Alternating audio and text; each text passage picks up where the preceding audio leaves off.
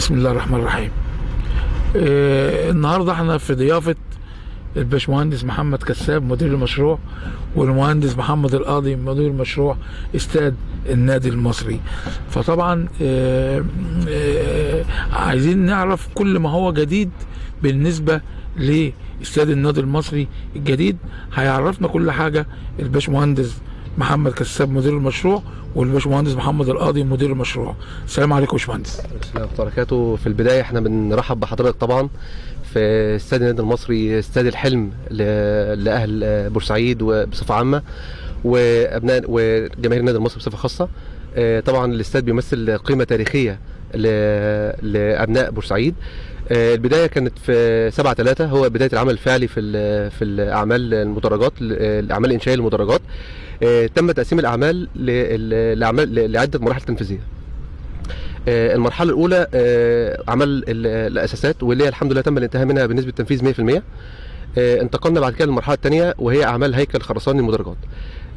طبعا الحمد لله الهيكل خرساني المدرجات انتهينا من اعمال الدور الارضي بنسبه حوالي 80%. حاليا احنا شغالين في تقسيم المدرجات. طبعا المقصوره الرئيسيه هي بتحظى بشغل كتير جدا عندنا في المشروع هنا، لان فيها منشات تحتها كبيره جدا. الاول الاستاد استهدف حوالي 50,000 متر مسطح. المدرجات اخذ حوالي 28,000 متر. المسطح الاخضر اخذ حوالي 8,200 متر. الباقي المسطح لللاندسكيب والمداخل والمخارج والشوارع اللي بتحيط الاستاد من الاتجاهات المختلفه يعني. طب باشمهندس بعد اذن حضرتك، المقصوره تمام، هي دي المقصوره الاتجاه دوت. المقصوره اربع ادوار فعلا. المقصوره عباره عن 4 مستويات، مستويين مدرجات، مستوى للكبائن الاستثماريه، ومستوى الاخير للكبائن المعلقين والصحافه. تمام. باشمهندس محمد القاضي، يعني حضرتك مدير المشروع، وعايزين نعرف من حضرتك المساحه المسطح الاخضر.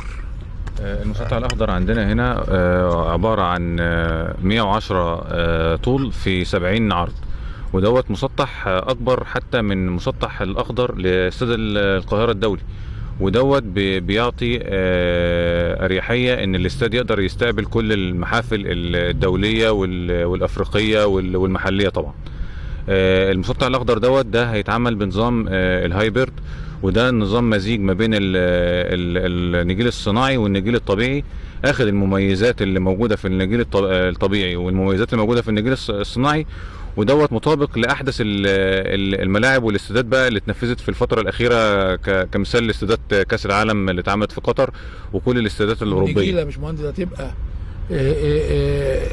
صناعي طبيعي، ميكس بين النجيله الطبيعي، ودي احدث حاجه ومش متنفذ في جمهوريه مصر العربيه غير 3 استادات بالوضع ده. استاد القاهره منهم، استاد القاهره واستاد القريه الاولمبيه واستاد النادي المصري. ان شاء الله هيبقى الاستاد الثالث اللي هيتنفذ بالطريقه دي. طب باشمهندس محمد كساب، نعرف من سعادتك لماذا تم الغاء التراك في الرسومات؟ دي من احد اسباب زياده عدد الجماهير. طبعا احنا يعني لو الاستاد اتعمل 100,000 واحد، الجماهير هتملى كل الاستاد. احنا عارفين عشق النادي المصري للجماهير يعني. من احد اسباب زياده عدد الجماهير هو الغاء التراك. احنا ده معمول كملعب كره قدم فقط، يعني ما فيهوش العاب قوه، ما فيهوش استخدامات اخرى غير ان هو ملعب كره قدم فقط. فتم الغاء التراك الخاص، يعني يمكن المسافه بين المرمى والمدرج اللي وراها 6 متر ورا المرميين يعني. ده يزيد عدد الجماهير. كمان في حاجه كمان ادت لزياده عدد الجماهير كمان، ان احنا عملنا السلالم الرئيسيه الكبيره خارج جسم المدرج، يعني بقت خارج جسم المدرج. ده ادى الى تقليل الفراغات، تقليل مسطحات السلالم لزياده اعداد الجماهير.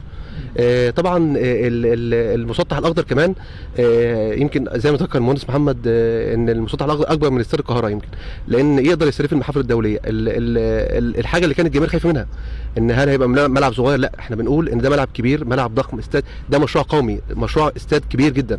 المقصوره عباره عن 4 مستويات. الدرجه الثانيه اللي هو اللي يعتبر البحري على النظام القديم، ده يعتبر 3 مستويات. ورا في المستوى الاول ده احنا حاليا دلوقتي في المستوى الاول، لسه فيه هيوصل لغايه ارتفاع حوالي 15 متر في بعض الاماكن في الدرجه الثانيه. ورا المرميين مستويين يوصل لغايه 10 متر ارتفاع. فمدرج الاستاد ضخم ان شاء الله، هيقدر يستضيف كل المحافل الدوليه والمحافل الافريقيه واكيد المحافل المحليه يعني.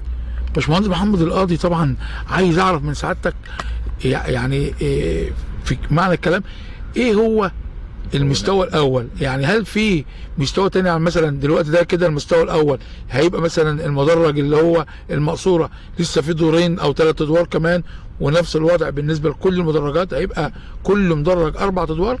احنا بنأكد للجماهير اللي احنا من ضمنها يعني ان المنشآت الرياضيه والهيكل اللي بيتبنى عليه الاستاد ده هيبقى اكبر من الاستاد القديم. وده يعني حاجه عشان الجماهير كلها تبقى مطمنه للكلام اللي احنا بنقوله دوت. احنا عندنا المقصوره الرئيسيه مكونه من 4 ادوار.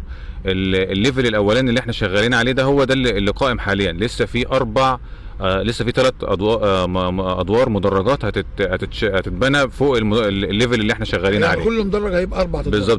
ده في المقصوره الرئيسيه، وقصاده في اللي هو المدرج الاخرى اللي قصاده اللي هو المدرج البحري والغربي والشرقي برضه هيبقى 4 ادوار. بالظبط. انما لا، المدرج الغربي والمدرج الشرقي اللي هم احنا بنسميهم مدرجات الدرجه الثالثه، دول هيبقوا عباره عن مستويين ليفلين. انما المقصوره يعني 4 ادوار، ال4 ادوار في المقصوره، والجهه المقابله ليها اللي هي فيها فندق اللعيبه والدرجات اللي هي البحري. يعني ده 4 ادوار وده 4 ادوار بالظبط. مكونات الاستاد هنا بنتكلم عن استاد يضاهي كل الاستادات اللي اتنفذت في اوروبا. احنا عندنا المقصوره الرئيسيه فيها قاعه مؤتمرات على اعلى مستوى مزوده بالترجمه